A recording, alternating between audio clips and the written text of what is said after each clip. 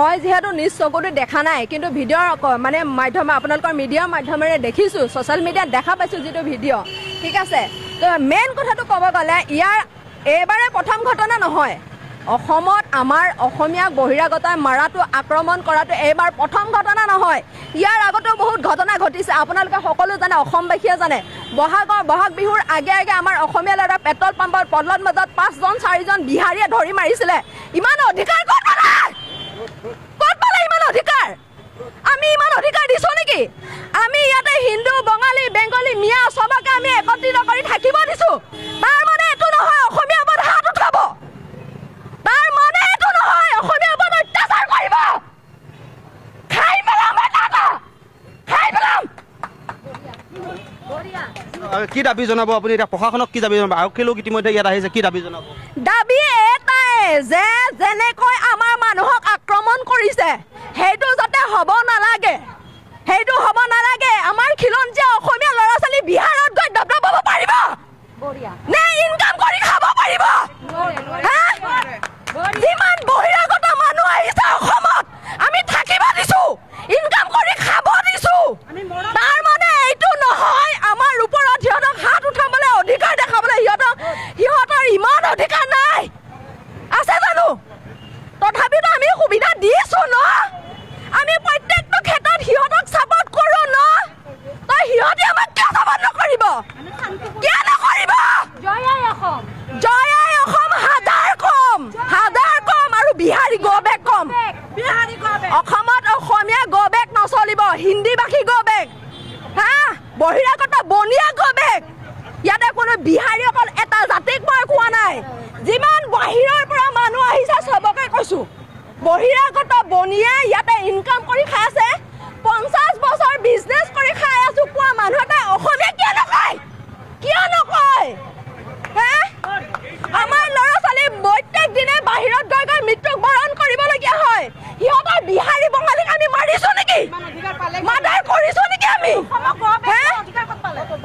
আমি মিলা প্ৰীতিৰে অসমত থাকিব দিছোঁ তাৰ মানে এইটো নহয় আমাৰ অসমীয়া প্ৰত্যেক দিনে হাত উঠাব সিহঁতে অসমীয়া বাহ জাতি মাটি আৰু ভেটিৰ চৰকাৰ আপোনালোকৰ দিনত অসমীয়া গো বেক অসমত এইখন অসমতে অসমীয়া জাতিটোৱে শুনিবলৈ পালে আৰু এইবাৰ অকল অসমীয়া গো বেকেই নহয় গুৱাহাটীত অসমীয়া মানুহক বিহাৰীয়ে গুৰকৈ পিটিলে এই জিতেন্দ্ৰ হালৈ বোলা যিগৰাকী সমাজকৰ্মীয়ে বিভিন্ন সময়ত অসামাজিক কাম কাজ মদৰ বেপাৰ অবৈধ ভাঙৰ বেপাৰ অবৈধ ড্ৰাগছৰ বেপাৰৰ বিৰুদ্ধে মাত মাতি অসমীয়া জাতিটোক অসমীয়া ডেকা গাভৰুক এই সমাজখনক বচাবৰ কাৰণে মাত মাতি আহিছিল বিভিন্ন সময়ত অসামাজিক কাম কাজ বিলাক আপোনালোকৰ প্ৰশাসনৰ দৃষ্টিগোচৰ কৰিছিল সেইজন ব্যক্তিক কেনেকৈ বহিৰাগত বিহাৰীয়ে কেনেকৈ হাত তুলিবলৈ পালে ইয়া স্পষ্ট কথা ইয়াৰ আৰত লুকাই আছে আপোনালোকে যে এই বিজয় গুপ্তা নামৰ যে এটা বিহাৰী গুণ্ডাক যে আপোনালোকে 126টা সমষ্টিৰ ভিতৰত এটা সমষ্টিত যাতে তেওঁ নিৰ্বাচিত হৈ পেলাই যাতে দিছপুৰলৈ যাব পাৰে তাৰ পথ যে আপোনালোকে প্ৰশস্ত কৰিছে তাৰ কাৰণে আজি অসমীয়াই অসমতে গুৰকৈ পিটন খাবলগীয়া হৈছে আমি স্পষ্ট কথা কৈছো 24 ঘণ্টাৰ ভিতৰত এই যি কেইজন বহিৰাগত বেপাৰীয়ে যি কেইটা গুণ্ডাই এই যে বিহাৰী গুণ্ডাই যে অসমত অসমীয়াক পিটিবলৈ যে তেওঁলোকে কুণ্ঠাবোধ কৰা নাই ইহঁতক কৰায়ত্ব কৰি কঠোৰতম শাস্তি প্ৰদান কৰিব লাগিব আৰু যদিহে নকৰে তেতিয়াহ'লে অসমীয়া জাতিটো বহি নাথাকে স্পষ্ট কথা আমি ইয়াৰ লম অসমৰ প্ৰশাসন যদি আপোনাৰ গৃহ বিভাগে মুখ্যমন্ত্ৰীৰ নেতৃত্বত থকা পুলিচ বিভাগে যদি ইয়াৰ দায়িত্ব ল'ব নোৱাৰে তেতিয়াহ'লে অসমৰ হেজাৰ বিজাৰ মানুহ ওলাই আহিব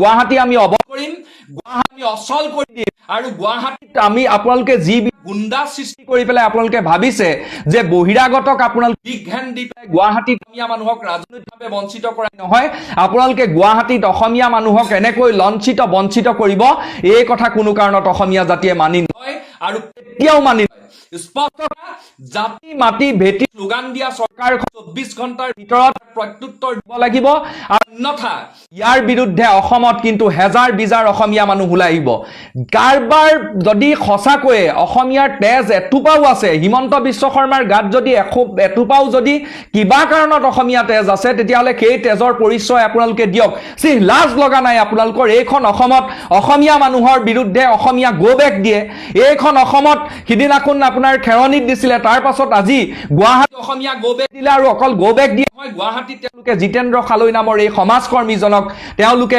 মাৰপিট কৰিলে আৰু ইয়াৰ পাছতো আপোনালোকে ভাবে যে অসমীয়া জাতিটো বাছি বহি থাকিব হাত খাবতি আৰু আপোনালোকে কি কৰিছে আপোনালোকে যিদিনাখন আপোনালোকে শপত গ্ৰহণ কৰিছে তাৰ পাঁচ দিনাখনে আপোনালোকে আমাৰ ভূমিপুত্ৰসকলক আমাৰ তিৱা জনগোষ্ঠীক আপোনালোকে এই জাগিৰোডৰ খিন্দিখৰৰ পৰা আপোনালোকে সন্ধি পাতিছে আপোনালোকে যাতে তেওঁলোকক তাৰ পৰা উচ্ছেদ কৰিব পাৰে আৰু তাৰ বিপৰীতে আপোনালোকে কি এই বহিৰাগত বেপাৰীহতক এই গুণ্ডাবিলাকক আশ্ৰয় দিছে গুৱাহাটীত এই কথা কোনো কাৰণত নহব আমি ঘৰে ঘৰে সোমাম আমি ফ্লেটে ফ্লেটে সোমাম হাতত আমি হেংদাং লৈ গুৱাহাটীত আমি ফ্লেটে ফ্লেটে সোমাম ক'ত তেনেকুৱা কোন বহিৰাগতৰ শক্তি আছে কোন বহিৰাগতই অসমীয়া জাতিটোৰ ওপৰত মাত মাতিবৰ কাৰণে হাত তুলিবৰ কাৰণে অসমীয়া গৌৰৱ ক'বৰ কাৰণে স্পৰ্ধা কৰে সেই বিহাৰীক কিন্তু আমি বিচাৰি উলিয়াম স্পষ্ট কথা মোক জেললৈ পঠিয়াওক আমাক হাজাৰজন অসমীয়া মানুহ আমি কাজু হৈ আছো আমাক জেললৈ পঠিয়াওক আমাক যি কৰে আপোনালোকে কৰিব কিন্তু স্পষ্ট কথা আমিও আমাৰ কৰিবলগীয়াখিনি কৰিম আমি মুখ্যমন্ত্ৰী মহোদয়ক আমি অনুৰোধ কৰিছো যে আমাক অসাংবিধানিকভাৱে কাম কৰিবৰ কাৰণে আপোনালোকে বাধ্য নকৰিব আমি গণতন্ত্ৰৰ গণ্ডিত থাকি পেলাই সেই কাৰণে কৈছো যে 24 ঘণ্টা সময় দিছো 24 ঘণ্টা সময়ৰ ভিতৰত এই আঠু কাহি গুৱাহাটীত কাণত ধৰি আঠু কাহি ইহঁতে আমাক ক্ষমা খুজিব লাগিব কাণত ধৰি আঠু কাহি খোজ কাহি এই জিতেন্দ্ৰ খালৈ সকলোৰে হেজাৰ হেজাৰ অসমীয়া যুৱকৰ সন্মুখত এই যিকেইটা গুণ্ডাই যিকেইটা বহিৰাগতই তেওঁৰ গাত হাত তুলিছে সিহঁতে কিন্তু ক্ষমা খুজিব লাগিব ইয়া স্পষ্ট কথা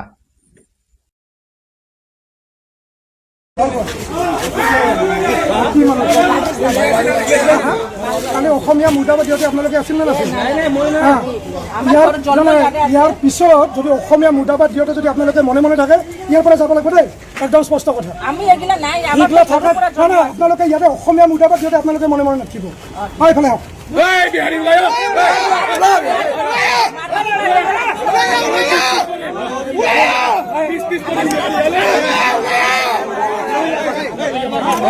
মুৰ্দাবাদতে শুনি আছিল নেকি অসমীয়া যে মুৰ্দাবাদ দিছিল অসমীয়া মুৰ্দাবাদ দিওঁতে শুনি আছিল না শুনা নাই ইয়াৰ পাছত যদি ইয়াতে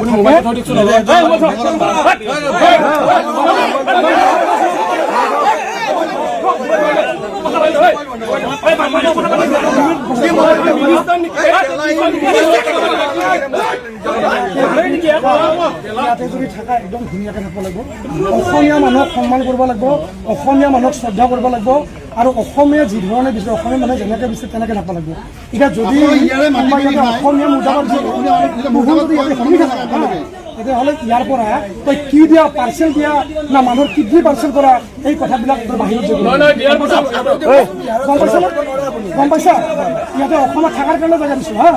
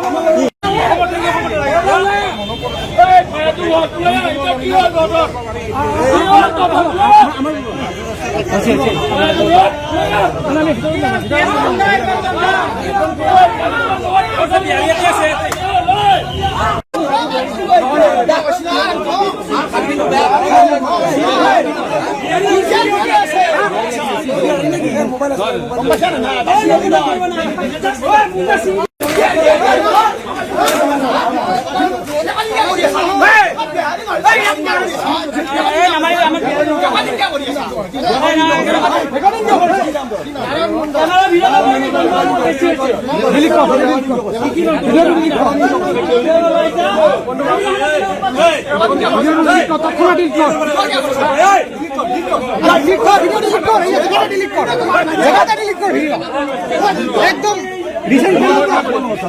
ডিলিট ৰিসেন্ট অপৰা কৰিবি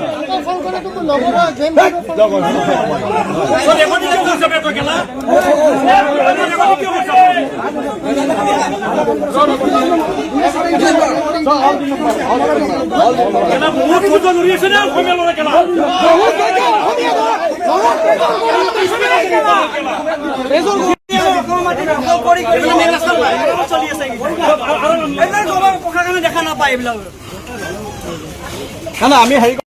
নমস্কাৰ। কি লাভ হ'ব? কালি গুৱাহাটীৰ মাজমজিয়াত অসমীয়াই মাৰ খালে আৰু আজি অসমীয়াই নিজৰ উগ্ৰৰূপ দেখুৱাই লম্ফজম্ফ কৰিছে। কি লাভ হ'ব? আমি অসমীয়া লাহে লাহে সংকুচিত হৈ আহিছোঁ আৰু সংকুচিত কৰিবৰ কাৰণে এটা পৰিকল্পিত আঁচনি চলি আছে। ভাষিকভাৱে সংকুচিত, জাতিগতভাৱে সংকুচিত, অৰ্থনৈতিকভাৱে সংকুচিত, সামাজিকভাৱে সংকুচিত। এই সংকুচিত কৰাৰ এটা পৰিকল্পিত আঁচনি চলি আছে আৰু সেই পৰিকল্পিত আঁচনিৰ কথা যেতিয়া আমি পূৰ্বৰ পৰা কৈ থাকোঁ তেতিয়া আমি দেশদ্ৰোহী হওঁ, তেতিয়া আমি কমিউনিষ্ট হওঁ, তেতিয়া আমি কি হওঁ পাকিস্তানী হওঁ, তেতিয়া আমাক কি হয় জেলত দিবলৈ আমাৰ ওপৰত গোচৰ তৰা হয়। তো আমি কৈ আছোঁ, আকৌ কোনোবাই কৈছে সামাজিক মাধ্যমত লম্ফজম্ফ কৰিলে কি হ'ব? মই কথাটো কৈছোঁ যে সামাজিক মাধ্যম আমাৰ একমাত্ৰ মাধ্যম হৈ আছে, বাকী মাধ্যমবিলাকতো চব নাইকিয়াই হ'ল। বাতৰি কাকত দখল কৰিলে শাসক গোষ্ঠীয়ে, টিভি দখল কৰিলে শাসক গোষ্ঠী আৰু বনিয়া গোষ্ঠীয়ে। তো তেনে এটা অৱস্থাত আমাৰ ওচৰত কি থাকিল? কথা ক'বলৈ একমাত্ৰ সামাজিক মাধ্যমটো আছে আৰু সেইটোতো যদি বেছিকৈ কথা কওঁ তেতিয়াহ'লে সেইটো ব্লক কৰি দিব, সেইটোও নাইকিয়া কৰি দিব, সেইটোও বন্ধ কৰি দিব পৰা হ'ল আজিকালি। তেতিয়াহ'লে কি লাভ আছে? যদি আমি নিৰ্বাচনত আমাৰ হাতত অহা সুযোগটো তেওঁলোকক দি দিছোঁ, বিহাৰী মানুহক আমি কি কৰিছোঁ নিৰ্বাচিত কৰি দিছোঁ, বিহাৰী মানুহক আমি কি কৰিছোঁ মন্ত্ৰিত্ব দি দিছোঁ, বিহাৰী মানুহক আমি বৰপীৰা পাৰি দিছোঁ আমাৰ বৰঘৰত। আৰু যেতিয়া বিহাৰীক বিহাৰী বুলি কোৱা হৈছে তেতিয়া কৈছে কি বোলে এইটো তাতকৈ অসমীয়া। এওঁলোকে জ্যোতিপ্ৰসাদকো মাৰোৱাৰী বুলি ক'ব। সেইটো ক'ত জ্যোতিপ্ৰসাদ, ক'ত এইটো গুপ্তা নে ফুপ্তা? ক'ত জ্যোতিপ্ৰসাদ? অসমীয়াত যেনে কথা আছে যে ক'ত হৰিদ্বাৰ আৰু ক'ত কি দুৱাৰ, মই উচ্চাৰণ নকৰোঁ আৰু। তো কথাটো হ'ল যে এনে এটা অৱস্থাত আজি বিজয় গুপ্তাক অসমীয়া চাৰ্টিফিকেটখন কোনে দিছিলে? তেওঁ বোলে বহুত ভাল অসমীয়া, খিলন দিয়া অসমীয়া, তেওঁ খিলন দিয়া মানুহ। আৰু সেই বিজয় গুপ্তা আদি অসমীয়া মানুহক একদম মাৰি দিছে, পিঠিত চাট বহুৱাই দিছে। আৰু তাৰপিছত আজি যেতিয়া আমাৰ অসমীয়াৰ খং উঠিল তেতিয়া আৰক্ষী বাহিনীয়ে সন্মুখত একদম থিয় হৈ দিলে যে কাকো একো কৰিব নোৱাৰিবি। অৰ্থাৎ সংৰক্ষিত কোনে কৰিছে? তেওঁলোকক কোনে সুৰক্ষা দিছে? সুৰক্ষা দিয়াসকল কোন? যিসকলে বিজেপিৰ অন্ধভক্ত। আমি কাৰো অন্ধভক্ত নহয়। আমি প্ৰথম কথা সঁচা সঁচা, মিছাক মিছা বুলি কোৱাৰ আমাৰ সাহস থকা মানুহ আমি। তো তেনে এটা অৱস্থাত আজি অশোক সিংহলক মন্ত্ৰিত্ব দিছে এইখন অসমত। অশোক সিংহলক দায়িত্ব দিছে সমষ্টি পুনৰ নিৰ্ধাৰণত। দিয়ক সমষ্টি আনি পেলাই যোৰহাট সমষ্টিত পেলাইছেহি, যোৰহাট সমষ্টিক নি পেলাই তিতাবৰ সমষ্টিত পেলাইছে, তিতাবৰ সমষ্টিক নি পেলাই গোলাঘাটৰ সমষ্টিত পেলাইছে। ক'ৰ মানুহ ক'ত পেলালে কোনেও ক'ব নোৱাৰে, ভোট দিবলৈ যাওঁতে গম পাওঁ। মই নিজেই যোৰহাটৰ একেবাৰে কাষৰ মানুহ, কেতিয়ানো গৈ মোক তিতাবৰত পেলাই দিলে গমেই নাপাওঁ। এইবিলাক কোনে কৰিছে? অশোক সিংহলৰ নিচিনা মানুহ কোনো অসমীয়াই কৰা নাই নহয়। কোনো গগৈ, কোনো বুঢ়াগোহাঁই, বৰগোহাঁই, কোনো শইকীয়া, কোনো বৰা, কোনো শৰ্মাই এইটো কৰা নাই নহয়। এইটো অশোক সিংহলক দায়িত্ব দি দিছে RSSে। আৰু এইবোৰ ক'লে আমি দেশদ্ৰোহী হৈ যাওঁ। এনেকৈ যদি আমাক দেশদ্ৰোহী অসমীয়াই সজায়, অসমীয়াই অসমীয়াৰ শত্ৰু, বেলেগ কোনো নহয় না। অসমীয়াৰ কথা যেতিয়া ক'বলৈ যাব তেতিয়া ক'ব যে ই বজ্জাত আছে, ই হাৰামী আছে, ই বামপন্থী আছে, ই এনাৰ্কিষ্ট আছে। এইবিলাক কথা কৈ আমাক কি কৰিব? একাষৰীয়া কৰি পেলাব। বহুত গালি পাৰিব, বহুত গালি পাৰিবলৈ মানুহ আহে। কক্ৰোচ জনতা পাৰ্টিক মই সমৰ্থন কৰাই নাই। মই কক্ৰোচ জনতা পাৰ্টিৰ যিটো চেণ্টিমেণ্ট কথাটো ক'লোঁ যে পেপাৰ লিক সম্পৰ্কত চৰকাৰে কিয় কঠোৰ ব্যৱস্থা লোৱা নাই, সেইটো কোৱাৰ লগে লগে মোক কৈছে তই কক্ৰোচ জনতা পাৰ্টিত গুচি যা, তাৰ পৰা টিকট বিচাৰ। এইবিলাক কথা কৈ থাকে, এই ধৰণে আক্ৰমণ কৰে। এই ধৰণে আজি গুৱাহাটী মহানগৰীত আজি আমি কিমান হেৰুৱালোঁ? তিনিচুকীয়াখনততো অসমীয়া কথাই ক'ব নোৱাৰা হ'ল। লাহে লাহে গুৱাহাটী গ'ল আকৌ ধুবুৰী চেণ্টিমেণ্ট দি বৰপেটাৰ চেণ্টিমেণ্ট দি গুৱাহাটীখন আমাৰ পৰা লৈ ল'লে। বাকী আমাৰ পৰা ব্যৱসায় গ'ল, বাণিজ্য গ'ল, কৃষিও যাব। এতিয়া কৃষিও আমাৰ হাতত নাথাকে। ব্যৱসায় বাণিজ্যটো অসমীয়া হাতত নাই। যিকেইটা অসমীয়া মানুহে ব্যৱসায় কৰি আছে সেইকেইটাক ৰাম টাঙোন দি অসমীয়া ব্যৱসায়ৰ পৰা খেদিবলৈ যত্ন কৰি আছে। অসমীয়া ঠিকাদাৰ ক'ত আছে? অসমীয়া ঠিকাদাৰ যিকেইটা আছে কেলধুপ কৰি আছে। আজি ঠিকাদাৰী ব্যৱস্থাৰ যিটো হেৰি বনাই দিলে, ক্ৰাইটেৰিয়া বনাই দিলে গভৰ্ণমেণ্টে, তাততো অসমীয়া মানুহে সেইবোৰ ক্ৰাইটেৰিয়া ফুলফিল কৰিব নোৱাৰে। ৰাস্তা এটা বনাবলৈ JCB লাগিব, ৰাস্তা এটা বনাবলৈ তোমাৰ ডাম্পাৰ লাগিব, মেচিন লাগিব, পুৰা এনেকুৱা দি দিলে কোনো চাপ ঠিকাৰ পৰ্যন্ত কৰিব নোৱাৰা হ'ল। শিল বালি গোটামান দিয়ে, সেইকেইটাও নোপোৱা হ'ব এতিয়া। তো এনেকৈ অসমীয়া মানুহৰ সামাজিকভাৱে, অৰ্থনৈতিকভাৱে, ধৰ্মীয়ভাৱে, ৰাজনৈতিকভাৱে যেতিয়া অধিকাৰবোৰ মিয়া কৰি, আমি মিয়াৰ পক্ষত নহয়, বিদেশী পক্ষত নহয়, বিদেশী খেদিবলৈকে কা আন্দোলন কৰা হৈছিলে, বিদেশী খেদিবলৈকে 6 বছৰীয়া অসম আন্দোলন কৰা হৈছিলে। মোৰ ককাইহঁত গুলি খাই মৰিছিল, মোৰ ককাইহঁতে জেলত গৈছিলে। ময়ো তেতিয়া প্ৰাথমিক বিদ্যালয়ত থকা ছাত্ৰ হিচাপে পলাই ফুৰিছিলোঁ। হাবিত থকা এতিয়াও মনত আছে। যেতিয়া AGP 86 চনত জিকিছিলে, তাৰ আকৌ পিছফালে ওলমি যোৱাটো এতিয়াও মনত আছে। খিলঞ্জীয়াৰ এখন চৰকাৰ হৈছে আৰু এই চৰকাৰখনে বিদেশী সম্পূৰ্ণ খেদিব বুলি আমি বিশ্বাস কৰিছিলোঁ। কিন্তু কি হ'ল? সেই AGP আজি BJP নেগুৰত ধৰি আজি গোটেই অসমীয়াৰ বিৰুদ্ধে তেওঁলোকে লাগি আছে। আজি বিজয় গুপ্তাৰ বিৰুদ্ধে কিয় অসম গণ পৰিষদে মতা নাই? কিয় এইটো টিপাৰ্থী নে ফিপাৰ্থী? কাবাডী সন্থাৰ সভাপতি হ'বলৈ মানুহ নাপালে অসমত? কোনোবা অসমীয়া নাই? এইটো খেদিব নোৱাৰে কাবাডী সন্থাৰ পৰা। এনেকুৱা ধৰণে অসমীয়াৰ ওপৰত দাদাগিৰি চলিছে। কাবাডী সন্থাৰ সভাপতি হ'ব, ক্ৰিকেট সন্থাৰ সভাপতি হ'ব, কোনোবা সংগঠনৰ সভাপতি সম্পাদক হ'ব। এই ধৰণে কালিলৈ আমাৰ সংগঠনসমূহ এই লোকপিয়লৰ পিছত সদৌ অসম ছাত্ৰ সন্থা, যুৱ ছাত্ৰ পৰিষদ খিলঞ্জীয়াৰ বা অসমীয়াৰ সংগঠন হৈ নাথাকে, সংখ্যালঘুৰ সংগঠনত পৰিণত হ'ব। কাৰণ অসমীয়া সংখ্যালঘু কৰিবলৈ এটা ডাঙৰ চক্ৰান্ত চলি আছে। যিসকলে অসমীয়া বুলি পৰিচয় দি আছিলে তেওঁলোকে আৰু অসমীয়া বুলি পৰিচয় নিদিয়ে। ফলস্বৰূপে অসমীয়া ভাষা সংখ্যালঘুত পৰিণত হ'ব, আৰু অসমীয়া ভাষা যেতিয়া সংখ্যালঘুত পৰিণত হ'ব তেতিয়া স্বাভাৱিকভাৱে এই সংগঠনবোৰ ক'ত যাব? সংখ্যালঘু সংগঠন হৈ যাব। ভাষিক সংখ্যালঘু পৰিণত হ'ম আমি। কোনে কৰিছে? জাতি বচাম, মাটি বচাম বুলি কৈ, অসমীয়াৰ খিলঞ্জীয়াৰ প্ৰভুত্ব থাকিব বুলি কৈ কোনে কি কৰি আছে? আজি সদৌ অসম ছাত্ৰ সন্থাৰ উৎপল শৰ্মাৰ কথাকেইটা শুনি বৰ ভাল লাগিছে। কিন্তু কথা শুনিলেই হ'বনে? কেৱল স্মাৰক পত্ৰ দিলেই হ'বনে? চৰকাৰখনৰ তেওঁলোকৰতো ওচৰৰ মানুহ তেওঁলোক, কিয় চৰকাৰখনক এইবিলাক কথাত জবাবদিহি কৰিব নোৱাৰে স্পষ্টভাৱে? আৰু এই পৰম্পৰাগত দল সংগঠনসমূহে কৰা এই আত্মসমৰ্পণৰ বাবেই আজি জেনজি নামৰ সংগঠন ওলাইছে। জেনজিসকলে নিজৰ অধিকাৰ নিজে প্ৰতিষ্ঠা কৰিবলৈ আগবাঢ়িছে। কিমান দিন হিন্দু মুছলমান কৰি দেশখনক ৰখাতলৈ লৈ যাব? নোৱাৰে, বেছিদিন নোৱাৰে। মানুহে নিজৰ অধিকাৰৰ বাবে এদিন আহিবই। সেইটো দিব্যজ্যোতি শৰ্মাই কয় নকয়, কোনোবাই কয় নকয়, তাৰ ওপৰত নকয়। আমি হৃদয়ৰ মাত্ৰ যিকোৱা জুই জ্বলি আছে সেইসকল অকণমান শান্ত কৰিবৰ কাৰণে সামাজিক মাধ্যমত আহোঁ। কিন্তু তাতো আমাৰ বিৰুদ্ধে ব্যাপকভাৱে প্ৰচাৰ কৰে। আমাক চৰকাৰ বিৰোধী কয়। তোমালোকে ভাল কাম কৰা, বিজেপিয়ে ভাল কাম কৰা। বিহাৰী এই ধৰণৰ ক্ষমতা নিদিবা, মাৰোৱাৰীক ক্ষমতা নিদিবা। তোমালোকে খিলঞ্জীয়াৰ কাৰণে কাম কৰিছোঁ বুলি কৈ পেলাই বিহাৰীক 5টাকৈ সমষ্টি, মাৰোৱাৰীক 5টাকৈ সমষ্টি এৰি দিলা। বিহাৰীক দিয়া, মাৰোৱাৰীক দিয়া, দেশৱালীক দিয়া, চবকে দি দিয়া। নামনি অসমটোতো তোমালোকৰ শাসনৰ দিনতেই, আজি হিমন্ত বিশ্ব শৰ্মাৰ 30 বছৰীয়া শাসনৰ দিনতেইতো নামনি অসমটো মিয়াই লৈ ল'লে, মুছলমানে লৈ ল'লে। তেনেকুৱা আৰু লৈ লওক। উজনি অসমলৈ আনি থাকা। এতিয়া উজনি অসমত বিহাৰীক দিয়া, গুৱাহাটী বিহাৰীক দিছা, হেৰিয়ক তিনিচুকীয়া বিহাৰীক দিছা, চবেই যাব। এইবোৰে হৈছে কথা। সেইকাৰণে এইবোৰ জম্ফ কৰি লাভ নাই।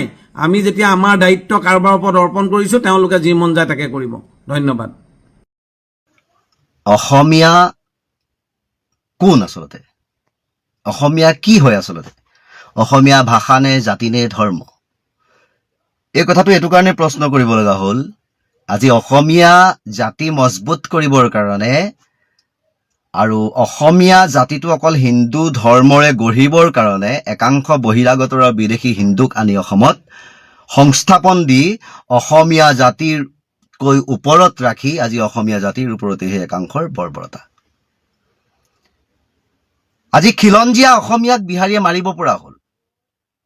কিয়নো সিদিনাই কৈ গৈছিল যে অসমীয়া মানুহে পইচা পাব আৰু আমাক ভোট দিব।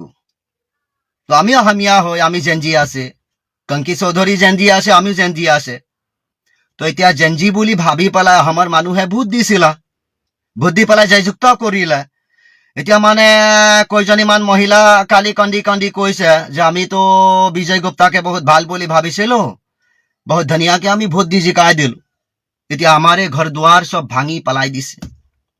আকৌ যোৱাকালি আমাৰ অসমীয়া মানে আমাৰ খিলঞ্জীয়া কৈ থকা এচাম অসমীয়া মানুহক বিহাৰী মানুহে মাৰিছে। মাৰ খাই পেলাই আকৌ কৈছে যে বিহাৰী আতাপালি নচলিব। তো আমি বিহাৰী হ'ব পাৰো, আমি অসমীয়া হয় আমি পুৰণা অসমীয়া গো বেক বুলি কৈছো, অসমীয়াৰ দাদাগিৰি নচলিব কৈছো। এতিয়া আমি নতুন অসমীয়াৰহে দাদাগিৰি আমাৰ সময়ত চলিব। এইটো আহাম আমাৰ হয়, তহঁতি কোন হয় চালা হৰামজাদা? এইটো কথাটো এইটো হৈছে, মই কেইদিনমানৰ আগত কৈ গৈছিলো ন, কেইদিনমানৰ আগত কৈ গৈছো যে অসমীয়াৰ অস্তিত্ব একেবাৰে নাইকিয়া হৈছে।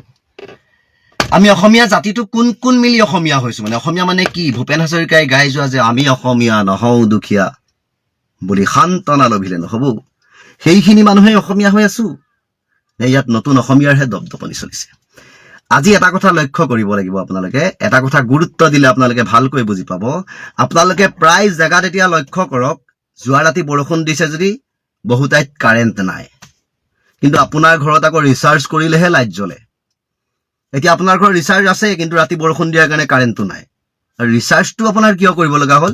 এটা মিটাৰ দিলে যাৰ নাম স্মাৰ্ট। আৰু স্মাৰ্ট মানে কি?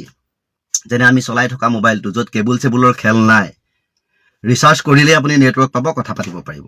ঠিক তেনেকে কাৰেণ্টটো আমি ইলেক্ট্ৰিচিটিকো সেই ৰিচাৰ্জ কৰোঁ, যে ৰিচাৰ্জ কৰাৰ লগে লগে লাইট থাকিব। কিন্তু ৰিচাৰ্জ কৰাৰ পিছত যে লাইট নাথাকে, কাৰণটো কি? এজাক বৰষুণ এজাক বতাহত যে কাৰেণ্ট গুচি যায়, কাৰণটো কি? কি কাৰণ? এইবিলাক প্ৰতিবাদ কৰিবলৈ আমাৰ সময় নাই, এইবোৰ চাবলৈ আমাৰ সময় নাই। ক'ত থাকিব? কিয়নো আমি হিন্দু মুছলমানৰ মাজত আমাক সোমোৱাই থৈছে। আমাৰ জাতিটো অসমীয়াৰ মাজতেই কাজিয়া লগাই আছে। আজি অসমীয়া, খিলঞ্জীয়া অসমীয়া, হিন্দু মুছলমান ককাই ভাইৰ মাজত কাজিয়া লগাই বিহাৰী মাৰোৱাৰী হিন্দুক আনি পেলাই অসমীয়াত মানে জাতি বনাব খুজি আজি নিজৰ জাতিটোক গছকত পেলাই তেওঁলোকে অভাৰটেক কৰি গুচি গৈছে। এতিয়া সাহস আছে কাৰোবাৰ?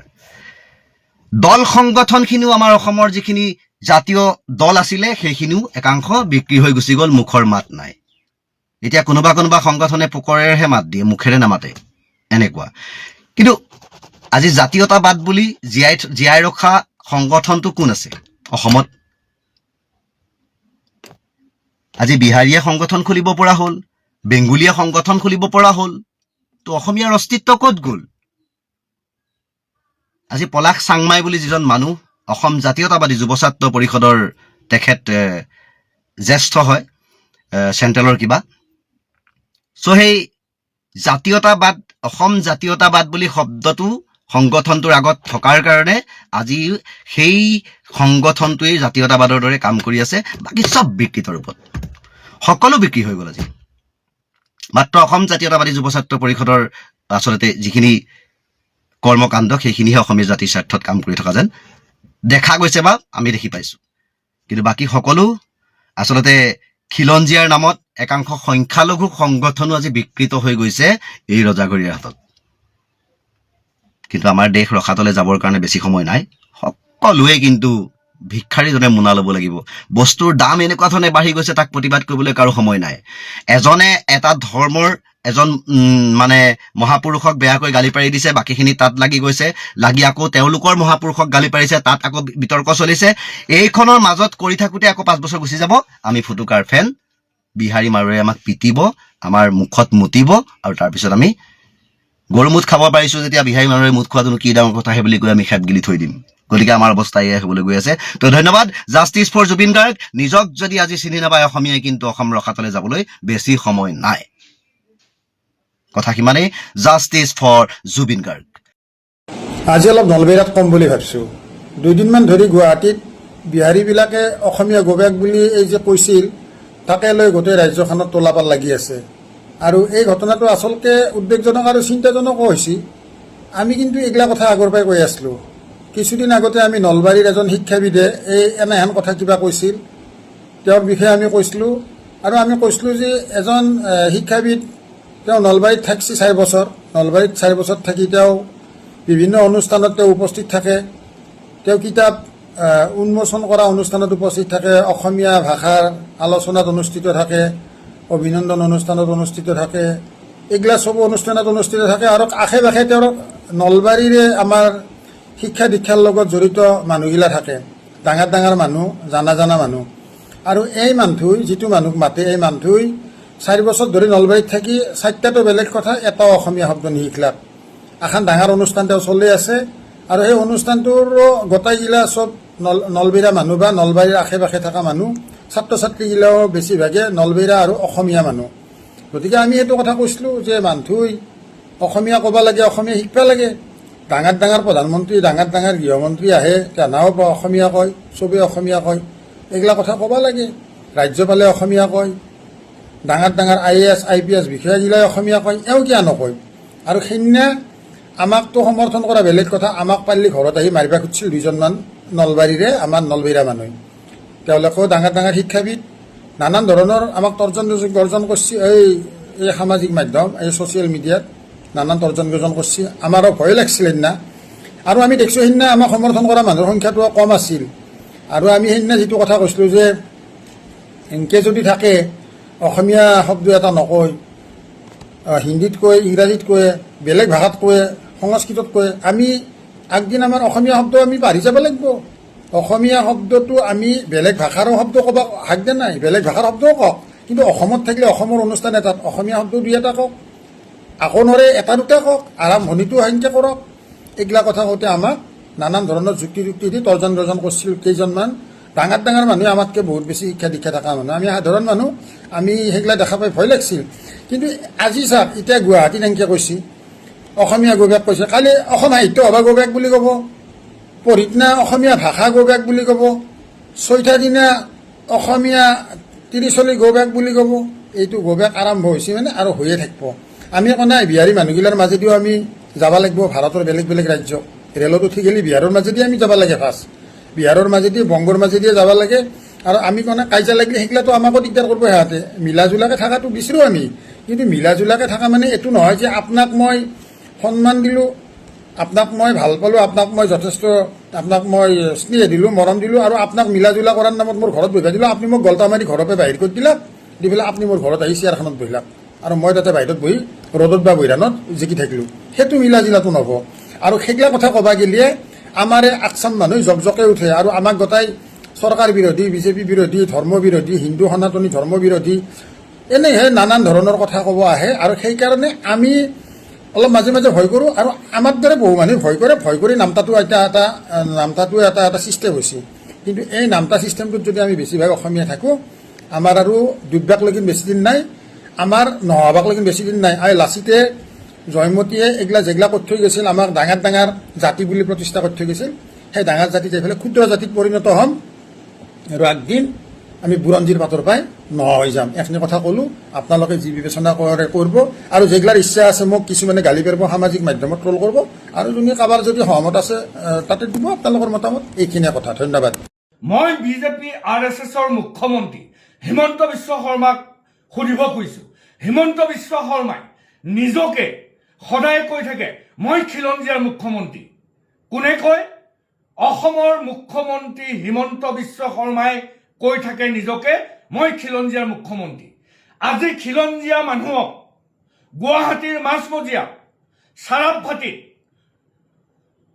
আকৌ কৈছোঁ, আজি খিলঞ্জীয়া মানুহক গুৱাহাটীৰ চাৰাপভাটিত খিলঞ্জীয়াৰ মুখ্যমন্ত্ৰী বুলি দাবী কৰা হিমন্ত বিশ্ব শৰ্মা চৰকাৰৰ দিনত অসমীয়া গৌবেক ধ্বনি দিছে। আৰু গণতন্ত্ৰৰ 4ৰ্থ স্তম্ভ সাংবাদিকে সংবাদ পৰিৱেশন কৰিবলৈ যোৱাৰ অৱস্থাত অনা অসমীয়াই সাংবাদিকক গুলকৈ পিটন দি মূৰ ফাটাই দিছে। এতিয়া মই হিমন্তক সুধিব খুজিছোঁ, হিমন্ত বিশ্ব শৰ্মা, আপুনি খিলঞ্জীয়াৰ মুখ্যমন্ত্ৰী বুলি দাবী কৰে, আৰু আপুনি মিয়া বুলি মুছলমান মানুহ দেখিলেই অভিযোগত বা অপৰাধত জড়িত মানুহক আপুনি গুলিয়াই। আজি আপোনালৈ আমাৰ প্ৰশ্ন, যিসকল দুৰ্বৃত্তই, যিসকল অপৰাধীয়ে গণতন্ত্ৰৰ 4ৰ্থ স্তম্ভ সাংবাদিকৰ ওপৰত যি আক্ৰমণ কৰিলে, অসমীয়া গৌবেক ধ্বনি দিলে, সেইসকলৰ ওপৰত আপুনি এনকাউণ্টাৰ কৰিবনে? সেইসকল অনা অসমীয়াৰ ওপৰত আপুনি শাস্তি দিবনে? মই ক'ব খুজিছোঁ গুৱাহাটীবাসী ৰাইজক, মই ক'ব খুজিছোঁ বেলতলাবাসী ৰাইজক, মই ক'ব খুজিছোঁ চান্দমাৰীবাসী ৰাইজক, মই ক'ব খুজিছোঁ গুৱাহাটীত বসবাস কৰা থলুৱা অসমীয়াসকলক, আজি যদি চাৰাপ ভাটিত অনা অসমীয়াই অসমীয়া গৌবেগ ধ্বনি দিছে, অসমীয়াৰ ওপৰত অত্যাচাৰ কৰিছে, সাংবাদিকৰ ওপৰত মাৰপিট কৰিছে, কাইলৈ যদি উজান বজাৰৰ অসমীয়াজনৰ ওপৰত হাত দিয়ে কেনেকুৱা পৰিস্থিতি হ'ব, কি হ'ব? শুনক, সমগ্ৰ গুৱাহাটীত বসবাস কৰা অসমীয়াই একলগ হওক।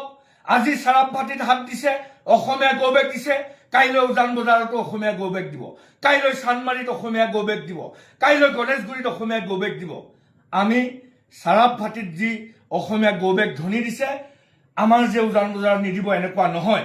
সমগ্ৰ গুৱাহাটীৰ অসমীয়াই একলগ হ'ব লাগিব আৰু অসমীয়াৰ বিৰুদ্ধে, অসমৰ হাৱা পানী মাটি বায়ু পানী খাই অসমীয়া গৌবেগ ধ্বনি দিয়া সকলক আমি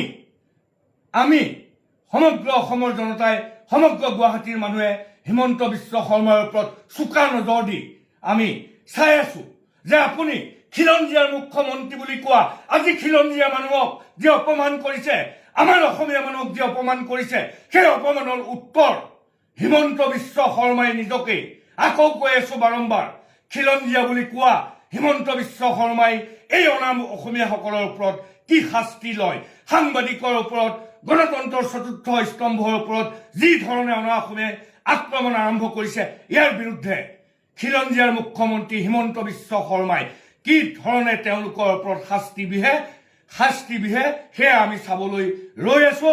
ইনকলাব জিন্দাবাদ, জয় আই অসম। কেইটামান অশিক্ষিত, মূৰ্খ, আণ্ডাৰ মেট্ৰিক, গোমূত্ৰ সেৱনকাৰী গোবৰ ভক্তই মোৰ নবী হজৰত মোহাম্মদ সাল্লাল্লাহু আলাইহি ওয়াসাল্লামৰ বিৰুদ্ধে অপমানজনক মন্তব্য ফেচবুকত পোষ্ট কৰিলেই মোৰ নবীৰ যি গৰিমা সেয়া ম্লান হৈ নাযায়। মোৰ নবীৰ গৰিমা ইমান তৰল নহয়, ইমান ঢিলা নহয় যে কোনোবাই অপমানজনক দুই এটা কথা বতৰা কলেই মোৰ নবীৰ গৰিমা ম্লান হৈ যাব। সৃষ্টি থাকে মানে, পৃথিৱী থাকে মানে মোৰ নবীৰ গৰিমা একেই থাকিব। প্ৰতিজন মুছলমান, প্ৰতিজন ইমানদাৰ মুছলমানৰ বাবে নবীৰ সন্মান, নবীৰ গৰিমা সদায় উচ্চ হৈ থাকিব। আজি দেখিছো যে ছচিয়েল মিডিয়াত কোনোবা অল্প শিক্ষিত, কোনোবা অৰ্ধ শিক্ষিত, কোনোবা মূৰ্খ পণ্ডিতে যিবোৰৰ চেহেৰা দেখিলেই জানিব পাৰি যে সেইবোৰ একোটা শিষ্টাচাৰ বিহীন ঘৰৰ সন্তান, সংস্কাৰ বিহীন ঘৰৰ সন্তান, যিবোৰে ফেচবুকত এৰাল দিয়া গৰুৰ দৰে আচৰণ কৰিবলৈ লৈছে, সেইবোৰৰ লগত মুখ চুপতি মাৰি সময় নষ্ট কৰাটো বিবেকবান মানুহৰ কাম হ'ব নোৱাৰে নিশ্চয়। আজি কোনোবা আবেগপ্ৰবণ মুছলমানে সেই তথাকথিত ভণ্ড অসভ্য বৰ্বৰৰ বিৰুদ্ধে থানাত গোচৰ ৰুজু কৰিছে। গোচৰৰ পৰিণতি কি হ'ব, আৰক্ষী বা প্ৰশাসনে কি ব্যৱস্থা গ্ৰহণ কৰিব, সেয়া এটা অন্য বিষয় হলেও মই মুছলমান সমাজক অনুৰোধ জনাম আৰু আহ্বান জনাম যে এনেবোৰ সস্তীয়া ব্যক্তিৰ পিছত এনেদৰে সময় নষ্ট কৰাটো এজন ইমানদাৰ মুছলমানৰ দায়িত্ব আৰু কৰ্তব্য নহয়। মোৰ নবীৰ গৰিমা কোনোবাই কলেই ম্লান হৈ যাব। মোৰ নবী তেনেধৰণৰ পুৰুষ নাছিল। আজি যিগৰাকী নবীৰ আদৰ্শ, যিগৰাকী নবীয়ে দি থৈ যোৱা আদৰ্শ সকলোৱে শ্ৰদ্ধা সহকাৰে গ্ৰহণ কৰিছে, সেইগৰাকী নবীক কোনোবাই ফেচবুকত দুটামান টুলুঙা কথা কলেই তেওঁৰ গৰিমা ম্লান হ'ব নেকি? মোৰ নবী সেইজন যিজনে এবাৰ এটা মছজিদক লক্ষ্য কৰি এজন ইহুদীয়ে যেতিয়া প্ৰস্ৰাৱ ত্যাগ কৰি আছিল তেতিয়া নবীৰ সহচৰ এগৰাকীয়ে নবীক গৈ কৈছিল যে এগৰাকী ইহুদীয়ে আমাৰ মছজিদৰ বেৰত প্ৰস্ৰাৱ কৰি আছে, তেওঁক শাস্তি দিয়াটো উচিত। তেতিয়া মোৰ নবীয়ে সেইগৰাকী চাহাবাক কৈছিল যে সেই ইহুদী গৰাকী যিগৰাকীয়ে মছজিদৰ বেৰত প্ৰস্ৰাৱ কৰিছে তেওঁক মোৰ ওচৰলৈ লৈ আহা।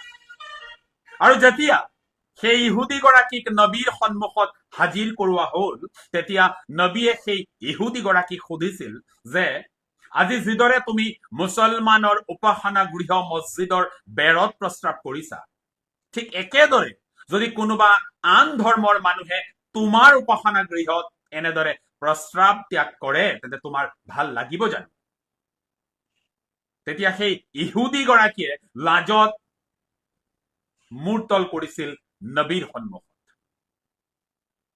আৰু ভৱিষ্যতে তেনেধৰণৰ কাম নকৰিবলৈ বুজনি দি সেই ইহুদী গৰাকীক যাবলৈ দিছিল মোৰ নবীয়ে। ইমান সহনশীল আছিল মোৰ নবী। মোৰ নবীয়ে জানিছিল যে কোনোবা আন ধৰ্মৰ মানুহে মোৰ উপাসনা গৃহ মছজিদৰ বেৰত প্ৰস্ৰাৱ কৰিলে মছজিদৰ যি পবিত্ৰতা সেয়া নষ্ট হৈ নাযায়। গতিকে আজিৰ মুছলমান সকলেও আমি মুছলমান সকলেও এই কথাটো অকণমান সহনশীল হৈ গ্ৰহণ কৰিব লাগিব। কাৰণ সকলোৱে দেখিছে যে সেইগৰাকী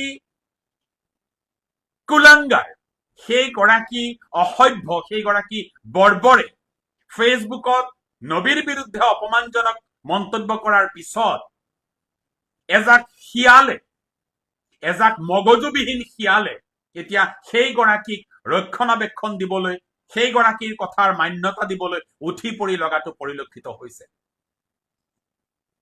এজাক এনেধৰণৰ উন্মাদ মানুহ এতিয়া জাগ্ৰত হৈছে গোটেই অসমখনৰ পৰিৱেশ বিনষ্ট কৰিবলৈ। এটা ধৰ্মীয়, এটা সাম্প্ৰদায়িক সংঘৰ্ষৰ সৃষ্টি কৰিবলৈ সেইসকল মগজুশূন্য ব্যক্তিয়ে উঠি পৰি লগাটো আমি দেখিবলৈ পাইছো। সেইসকলৰ লগত মুখ চুপতি মাৰি সেইসকলৰ লগত এনেদৰে তৰ্কযুদ্ধত লিপ্ত হোৱাতকৈ যদি মুছলমান সকলে সংযমী হবলৈ শিকে তেন্তে মই ভাবো পৰিৱেশটো বেছি ভাল হ'ব। আজি দেখিলো যে টিভিৰ টকশ্বত বহি তথাকথিত গেৰুৱা গলবস্ত্ৰ ধাৰণ কৰা তথাকথিত কিছুমান ধৰ্মগুৰুৱে সেইগৰাকীৰ কথাৰ মান্যতা দিবলৈ প্ৰয়াস কৰিছে। সেই অপমানকাৰী, সেই গোমূত্ৰ সেৱনকাৰী জনক ৰক্ষণাবেক্ষণ দিবলৈ চেষ্টা কৰিছে। মই মুছলমান সকলক কৈছো, আৰে সেইগৰাকী এনে এগৰাকী তুচ্ছ ব্যক্তি যি গৰাকীয়ে এতিয়া আইনৰ হাতৰ পৰা নিজকে ৰক্ষা কৰিবলৈ অথবা যদিহে প্ৰয়োজন হয় সেই আইনী যুঁজখন আগবঢ়াই নিবলৈ নিজৰ বেংক একাউণ্টৰ QR কোডটো ফেচবুকত আপলোড কৰি মানুহৰ পৰা ভিক্ষা খুজিবলগীয়া অৱস্থা এটা হৈছে। তেনে এগৰাকী ব্যক্তি, সেই ভিখাৰী সদৃশ এগৰাকী ব্যক্তিৰ লগত ইমানদাৰ মুছলমান সকলে তৰ্কযুদ্ধত লিপ্ত হোৱাটো বা আইনী যুদ্ধত লিপ্ত হোৱাটো মই ভাবো বৰ বেছি সঠিক কথা নহব। এইসকলৰ এই ভিক্ষা খোজাৰ প্ৰবৃত্তিটো এনেদৰেই থাকিব। এটা কথাৰ আলম লৈ এতিয়া QR কোড তেওঁলোকে ফেচবুকত আপলোড কৰি সৰ্বসাধাৰণৰ পৰা ভিক্ষা খোজাৰ এটা অৱস্থা তেওঁলোকৰ হৈছেগৈ। এয়াই হৈছে সত্য আৰু এয়াই হৈছে বাস্তৱ। আজি দেখিলো তথাকথিত কিছুমান ধৰ্মগুৰুৱে এতিয়া ধৰ্ম ৰক্ষাৰ ঠিকা লৈ আজানৰ বিৰুদ্ধে উঠি পৰি লাগিছে। এগৰাকী তথাকথিত জ্ঞান শূন্য ধৰ্মগুৰুক দেখিলো টিভি কেমেৰাৰ বোমৰ আগত বৰ হুলস্থুল কৰি চিঞৰ বাখৰ কৰি আন ধৰ্মৰ সমালোচনাটো কৰাত তেওঁ উঠি পৰি লাগিল। এতিয়া হেনো মুছলমানে সময় নাই, অসময় নাই, যেতিয়াই তেতিয়াই হেনো মছজিদৰ মাইকত আজান দিয়ে। তেনেবোৰ অল্পজ্ঞানী ধৰ্মগুৰুৰ বাবে সমাজ বিনষ্ট হৈছে।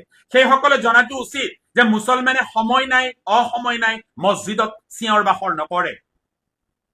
নিৰ্দিষ্ট সময়ত দিনৰ 5 বাৰ মুছলমানক মছজিদলৈ আমন্ত্ৰণ আহ্বান জনোৱাৰ বাবে তেওঁলোকে অকণমান সময় আজান দিয়ে। সময় নাই, অসময় নাই বুলি মুছলমানে মছজিদত ৰাউচি জুৰি নাথাকে। আজি কিছুদিন আগলৈ এই মছজিদৰ আজানে কাকো অসুবিধাত পেলোৱা নাছিল, কিন্তু চৰকাৰখনৰ এটা নতুন সংস্কৰণ আৰম্ভ হোৱাৰ লগে লগে এইদৰে এছাম অল্প শিক্ষিত স্বয়ম্ভূ ধৰ্মগুৰুৰ উভত গুৰৰ নাচোন বৃদ্ধি হৈছে।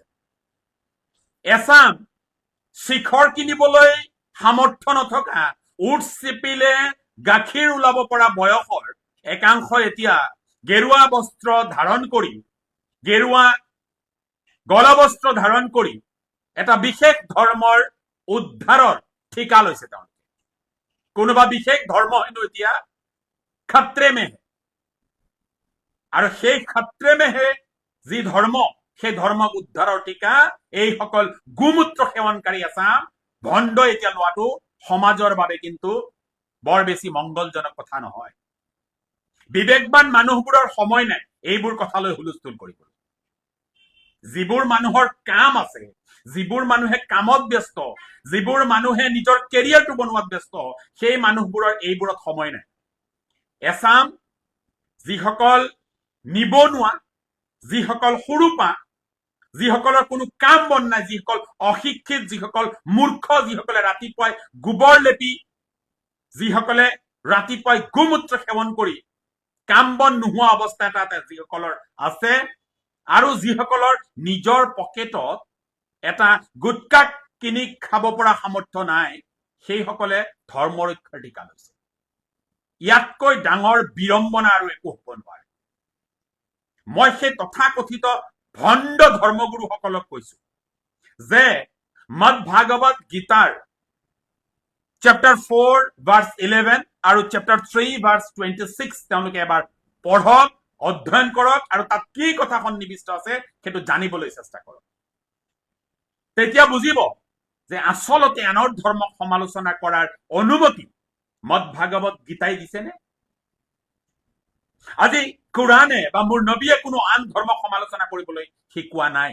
মই এইখিনিত আৰু এটা কথা কম, যদি কোনোবা মুছলমানে মোৰ নবীক অপমান কৰাৰ প্ৰত্যুত্তৰ দিবলৈ গৈ আন ধৰ্মৰ কোনো দেৱ দেৱতাক যদি অপমান কৰিছে, এই কথাও কিন্তু গ্ৰহণযোগ্য কথা হ'ব নোৱাৰে।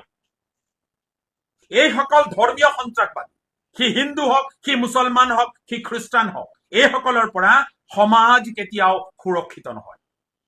এইসকলৰ এনেধৰণৰ তৰল মন্তব্যবোৰৰ যিমানেই বেছি আমি সমালোচনা কৰিবলৈ যাম, সিমানেই এইসকলক হাইলাইট কৰা হ'ব। গতিকে মই ভাবো বিষয়টো ইমানতেই সামৰণি হোৱাটো উচিত, আৰু ভৱিষ্যতো যদি কোনোবা বিশেষ ব্যক্তিয়ে, সি হিন্দু হওক, সি মুছলমান হওক, আন ধৰ্মৰ সমালোচনা কৰে, সেই বিষয়সমূহ আমি বৰ বেছি ছচিয়েল মিডিয়াত আলোচনা কৰি থকাটো উচিত নহ'ব। নমস্কাৰ, মই ত্ৰিদীপ ভগৱতী। কালি আৰ্যনগৰ পুৰণা চেৰাববাতিত হোৱা ঘটনাটোৰ পাছত চৌদিশে এতিয়া প্ৰতিক্ৰিয়াৰ সৃষ্টি হৈছে। এই ঘটনাটো বিক্ষিপ্ত ঘটনা নহয়, ইয়াৰ আগতেও গুৱাহাটীৰ মাজমজিয়াত বহুকেইটা এনেকুৱা ঘটনা হৈছে, যিকেইটা ঘটনাত অসমীয়া মানুহৰ বিৰোধী শ্লোগান দিয়া হৈছে, অসমীয়া মানুহক মাৰধৰ কৰা হৈছে। এক কথাত এই ধৰণৰ এটা ট্ৰেণ্ড আমি গুৱাহাটীত দেখিবলৈ পাইছোঁ। দীঘলীয়া কথা পাতিব খোজা নাই। অসমৰ চেণ্ট্ৰেল গুৱাহাটী সমষ্টিৰ সন্মানীয় বিধায়ক, আমাৰ সমষ্টিৰ বিধায়ক বিজয় গুপ্তা ডাঙৰীয়াক মাত্ৰ কেইটামান অনুৰোধ কৰিব বিচাৰিছোঁ। তেখেতে 1939 চনৰ পৰা অসমত থকা বুলি দাবী কৰিছে। তেখেতৰ অসমীয়াত্বৰ ওপৰত নিৰ্বাচনৰ সময়ত প্ৰশ্ন হৈছিল, সেই প্ৰশ্নৰ উত্তৰত তেখেতে কৈছিল 1939 চনৰ পৰা অসমত আছে। আমাৰ সন্মানীয় মুখ্যমন্ত্ৰী ডাঙৰীয়াইও কৈছে যে তেখেত এগৰাকী ভাল অসমীয়া। এতিয়া অসমীয়া বিৰোধী শ্লোগান যদি কালি আৰ্যনগৰত দিয়া হৈছিল, 24 ঘণ্টা পাৰ হৈ যোৱাৰ সময় হৈছে। এতিয়া বিজয় গুপ্তা ডাঙৰীয়াই পৰতাৰে প্ৰশাসনক গোটেই দায়িত্ব দি, প্ৰশাসনক সহায় কৰি অসমীয়া বিৰোধী শ্লোগান যদি তাত দিয়া হৈছিল, এই মানুহকেইজনক কৰায়ত্ব কৰক। এতিয়া যদিহে তাত অপ্ৰীতিকৰ ঘটনা সৃষ্টি কৰি দুটা সম্প্ৰদায়ৰ মাজত কোনোবাই সাম্প্ৰদায়িক উত্তেজনাৰ সৃষ্টি কৰিব বিচাৰিছিল, তেওঁলোকক ধৰি কৰায়ত্ব কৰক। কাৰণ আমাৰ গাত কাৰ কিমান উৰ্জা আছে, কোন কিমান বেছি অসমীয়া যেতিয়া অসমীয়াৰ বিৰোধী শ্লোগান উত্থাপিত হয় তেতিয়া যদি আমি সেই কথা প্ৰমাণ নকৰোঁ তেতিয়াহ'লেতো উৰ্জা অথলে যাব। দ্বিতীয়তে যিটো আটাইতকৈ গুৰুত্বপূৰ্ণ কথা, আমি সদায় এটা কথা কৈ আহিছোঁ আৰু সেই মানুহজনৰ কথাই আজি মোৰ ক'বলৈ এইবাবেই মন গৈছে, অম্বিকাগিৰি ৰায়চৌধুৰীৰ কথা আমি আটাইয়ে সময়ে সময়ে পাতি থাকোঁ। কেইদিনমান আগতে যেতিয়া শিৱসাগৰত অসমীয়া মানুহৰ ওপৰত এই ধৰণৰ আক্ৰমণ হৈছিল তেতিয়া অম্বিকাগিৰি ৰায়চৌধুৰীৰ কথা আমি পুনৰবাৰ কৈছিলোঁ, আজিও কওঁ। অম্বিকাগিৰি ৰায়চৌধুৰীদেৱে তেতিয়াই এটা কথা লিখি থৈ গৈছিল, অসমীয়া মানুহে যদি বাহিৰৰ পৰা অহা অবৈধ হিন্দু মুছলমান নাগৰিক আৰু অসমত ব্যৱসায় কৰিবলৈ অহা অসমৰ মাটিক নিজৰ মাটি নিজৰ মাতৃভাষা বুলি গণ্য নকৰা মানুহখিনিৰ পৰা নিজকে বচাই ৰাখিব নোৱাৰে, তেওঁলোকৰ বিৰুদ্ধে নিজৰ প্ৰতিৰোধ ব্যৱস্থা যদি গঢ়ি তুলিব নোৱাৰে, অসমত অসমীয়াৰ অৱস্থা ভগনীয়াৰ দৰে হ'ব। আৰু অম্বিকাগিৰি ৰায়চৌধুৰীদেৱ আঁতৰি যোৱাৰ পাছত সেই পৰিৱেশে আজি আমি দেখিবলৈ পাইছোঁ। এফালে অবৈধ বিদেশীয়ে যিদৰে অসমত সন্ত্ৰাসৰ সৃষ্টি কৰিছে, সমান্তৰালভাৱে গুৱাহাটীৰ দৰে মাজমজিয়াত এই ধৰণৰ ঘটনা আমি বাঢ়ি অহা দেখিছোঁ। গতিকে আমি আটাই নিজক চিকুটি চাই আমাৰ আটাইৰে নিজৰ অৰ্থনৈতিক ৰাজনৈতিক জাতীয়তাবাদৰ কথাবোৰ শ্লোগানত সীমাবদ্ধ কৰি নেৰাখি এই গোটেই ঘটনাবোৰক চিৰিয়াছলি লোৱাৰ সময় আহিছে। শেষত পুনৰবাৰ উৰ্জাবান বিধায়কগৰাকীক অনুৰোধ জনাইছোঁ, এতিয়া অসমীয়াত্বৰ পৰিচয় দিয়াৰ সময়, এতিয়া উৰ্জাৰ পৰিচয় দিয়াৰ সময়। অসমীয়া বিৰোধী শ্লোগান উচ্চাৰণ কৰা, অসমীয়া বিৰোধী কামত লিপ্ত হোৱা শ্লোগান হৈছে নাই তাক লৈও বিতৰ্ক হৈছে, কিন্তু আমিতো তাত ভিডিঅ'টোত দেখিছোঁ এছাম মানুহে অসমীয়া মানুহক খেদি অহাৰ ভিডিঅ' এটা আমি সকলোৱে নিশ্চয় কৰি দেখিছোঁ। তেওঁলোকক কৰায়ত্ব কৰি প্ৰমাণ কৰি দিয়ক কাৰ গাত কিমান উৰ্জা, কোন কিমান অসমীয়া আৰু এই ভূমিক গোৱাৰৰ দৰে কোনে কোনে ভাল পায়। প্ৰথম কথাটো হ'ল যে অসমৰ অসমীয়া থলগিৰি খিলঞ্জীয়া মানুহৰ সংকট নামি আহিছে, এই কথাটো স্পষ্ট। সেইকাৰণে যোৱাকালি অসমীয়া মুৰ্দাবাদ দিবলৈ সাহস কৰিছে। ক'ত সাহস পালে, কেনেকৈ সাহস পালে? চৰকাৰ এখন থকাৰ পাছত আৰু আজিলৈকে কৰায়ত্ব কৰিব পৰা নাই, এইটো কেনেকুৱা ধৰণৰ কথা? আৰু এগৰাকী মানুহক গুৱাহাটী মহানগৰত দিনতে বগৰাই আক্ৰমণ কৰা হৈছে, অত্যাচাৰ মাৰপিট কৰা হৈছে। সাংবাদিকসকলক, এগৰাকী সাংবাদিকো যিসকল সাংবাদিকে সত্য অনুসন্ধান কৰিবলৈ যাওঁতে, বাতৰি পৰিৱেশন কৰিবলৈ যাওঁতে তাত কোনো নাচায় তেওঁ কোন ধৰ্ম, কোন জাতি জনগোষ্ঠী, অপৰাধটো চায়, কি ঘটনা চলি আছে সেইটো চায়। তেনেকুৱা এগৰাকী মানুহক যে আক্ৰমণ কৰাৰ যিটো পৰিৱেশ গঢ় লৈ উঠিছে, আৰু অসমৰ মানুহক, অসমৰ থলগিৰি খিলঞ্জীয়া ভূমিপুত্ৰক আক্ৰমণৰ ঘটনা এইটো প্ৰথম নহয়, অসমীয়া মুৰ্দাবাদ দিয়া ঘটনা এইটো প্ৰথম নহয়। এই বাৰে বাৰে ঘটি থকা ঘটনাটো কি কাৰণে হৈছে, কাৰ কাৰণে হৈছে, আৰু অসমৰ মানুহক, আমাৰ খিলঞ্জীয়া মানুহক আজিলৈকে নিৰাপত্তা কিয় দিব পৰা নাই, এই প্ৰশ্ন কৰিব খুজিছোঁ। গতিকে মুখ্যমন্ত্ৰী ডাঙৰীয়াক ক'ব খুজিছোঁ যে অসমৰ ভূমিপুত্ৰ থলুৱা খিলঞ্জীয়া মানুহে নিজৰ অধিকাৰ, প্ৰাপ্য অধিকাৰ নিজৰ মাটিত পাব লাগিব। এইটো শ্লোগান হ'ব নোৱাৰে। জাতি মাটি ভেটি ৰক্ষা কৰাটো কেৱল মাত্ৰ বিশাল জনসভাত মুখ্যমন্ত্ৰী আৰু ৰাজনৈতিক নেতাৰ ডাঙৰ ডাঙৰ ভাষণ হ'ব নোৱাৰে। প্ৰকৃত অধিকাৰ আমি পাব লাগিব। অসমৰ মাটিত আমি আমাৰ নিৰাপত্তা আৰু সুৰক্ষা সুনিশ্চিত কৰিবৰ কাৰণে চৰকাৰে ব্যৱস্থা গ্ৰহণ কৰিব লাগিব, এইটো মৌলিক দায়িত্ব। কাৰণ আমি অনাদি অনন্ত কালৰ পৰা এখন অসমত আছোঁ, এয়া মাটি ভেটি, আমাৰ এইখন মাটি ভেটিত আমি আমাৰ নিজৰ জীৱন জীৱিকা আমি বৰ্তাই আছোঁ। আমি কাকো কেতিয়াও অন্যায় আৰু অনিষ্ট কৰিবলৈ যোৱা নাই। গতিকে আমি আমাৰ অধিকাৰ পাব লাগিব আৰু আমি আমাৰ নিৰাপত্তাটো সুনিশ্চিত কৰাৰ চৰকাৰৰ দায়িত্ব আছে। গতিকে আমি আহ্বান জনাইছোঁ আৰু জনগণকো আহ্বান জনাইছোঁ, সজাগ সচেতন হৈ থাকিব লাগিব।